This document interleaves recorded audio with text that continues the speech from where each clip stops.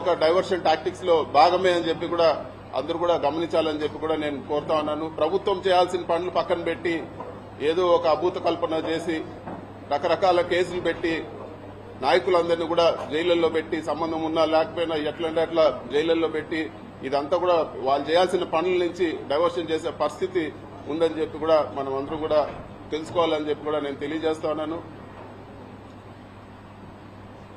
ఈ మొత్తం ఎపిసోడ్ లో అండగా నిలబడిన ప్రతి ఒక్కరికి కూడా నేను మనస్ఫూర్తిగా అందరు కూడా పేరు పేరున ధన్యవాదాలు తెలుపుకుంటాను. అందరు కూడా నమస్కారం. Thank you.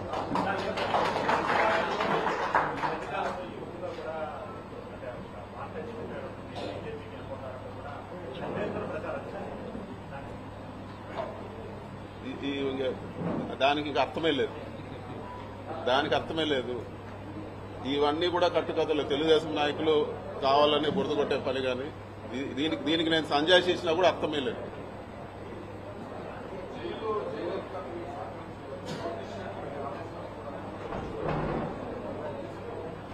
మరి ముఖ్యంగా జైల్లో ఎటువంటి పరిస్థితుల్లో పెట్టారంటే ఒక టెర్రరిస్టో తీవ్రవాదిని జైల్లో పెట్టిన పరిస్థితి ఉండింది నాకు. నేను ఉన్నన్ని రోజులు కూడా ఒక పూర్తి బ్లాక్ లో వేరే ఒక మనిషితో మాట్లాడే పరిస్థితి ఉండదు. కేవలం ఎప్పుడైనా ములాఖాతులు, వారానికి వచ్చిన ములాఖాతులు, లేకపోతే ఇంటికి 3 ఫోన్ కాల్ చేసుకోవచ్చు. ఆ 3 ఫోన్ కాల్ తప్పితే ఇంకొక మనిషితో మాట్లాడే పరిస్థితి కూడా ఉండేది కాదు. మొత్తం సీసీ కెమెరా నిఘా, ఎవరు చూస్తా ఉన్నారో ఆ సీసీ కెమెరాలో తెలియదు. విజయవాడలో కూడా ఆ సీసీ కెమెరాలో చూడగలుగుతారని చెప్పేవాళ్ళు. అధికారులు కూడా నాతో మాట్లాడేదానికి భయపడేవాళ్ళు. అసలు ఎవరు కూడా దగ్గరకు వచ్చే పరిస్థితి లేదు. ఒక దారుణమైన పరిస్థితిలో జైల్లో పెట్టడం జరిగింది. ఒక ఏదో టెర్రరిస్ట్ పక్కన వాళ్ళతో మాట్లాడితే ఏదైనా ఇబ్బంది వస్తుందనే పరిస్థితులు అక్కడ కల్పించడం జరిగింది. కానీ ఇవన్నీ కూడా ధైర్యంగా ఎదుర్కోవాలని డిసైడ్ అయినాం కాబట్టి ఇవన్నీ కూడా ఏకోసారి కూడా పట్టించుకున్న పరిస్థితి లేదు.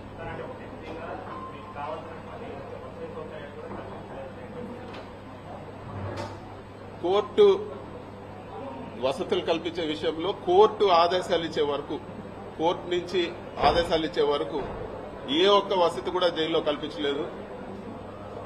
వాళ్లకు చూస్తానే నాకు అర్థమైంది, జైలు అధికారులకు విపరీతమైన ప్రెజర్ ఉన్నది. వాళ్ళు ఏ ఒక్క వసతి కూడా కోర్టు నుంచి ఆదేశాలు రాకుండా ఏ ఒక్కటి కూడా కల్పించలేదు. ఇవ్వాల్సిన బేసిక్ రిక్వైర్మెంట్ కూడా అవన్నీ కూడా వచ్చిన ఫస్ట్ కోర్టు ఆర్డర్ వచ్చే వారం 10 రోజుల వరకు అస్సలు ఏ ఒక్క సహకారం కూడా లేదు. ఇవ్వాల్సిన ఫెసిలిటీస్ కూడా, మిగతా ఖైదీలకు ఇచ్చే ఫెసిలిటీస్ కూడా నాకు ఇవ్వలేదు.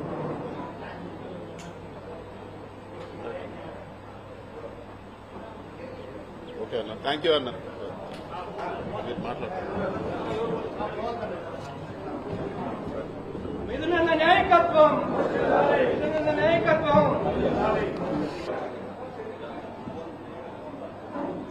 ఒక ఖైదీగా ఉండాల్సిన పరిస్థితి వచ్చిందని చెప్పి కూడా మీకు అందరు కూడా నేను తెలియజేస్తా ఉన్నాను. గౌరవ కోర్టు పెట్టిన ఆంక్షల మేరకు ఈ కేసు గురించి వివరంగా మాట్లాడేదానికి పర్మిషన్ లేదు.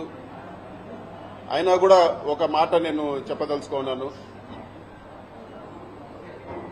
గౌరవ కోర్టు ఇచ్చిన బెయిల్ ఆర్డర్ని ఒకసారి చదవమని కూడా నేను అందరిని కూడా అడుగుతున్నాను. దాంట్లో ఇచ్చిన పాయింట్స్ 100% నిజమని చెప్పి కూడా నేను తెలియజేస్తా ఉన్నాను.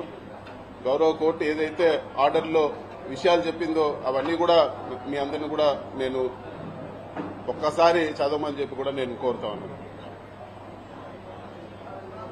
ఇది వరకు ప్రెస్ మీట్ పెట్టి చెప్పడం జరిగింది. ఎన్ని ఇబ్బందులు పెట్టినా కూడా, ఎటువంటి ఇబ్బందులు పెట్టినా కూడా ఎదుర్కొనేదానికి సిద్ధంగా ఉంటామని చెప్పి ఈరోజు ఇన్ని రోజులు జైల్లో పెట్టిన తర్వాత కూడా మళ్లీ అదే మాట చెప్తా ఉన్నాను. ఎక్కడ కూడా అధైర్యపడే ప్రసక్తే ఉండదు. ఎక్కడ కూడా ఈరోజు పార్టీని ఇబ్బంది పెట్టినా వెనక తగ్గే ప్రసక్తి ఉండదని చెప్పి కూడా నేను ఈరోజు తెలియజేస్తా ఉన్నాను. ఇది ప్రతిసారి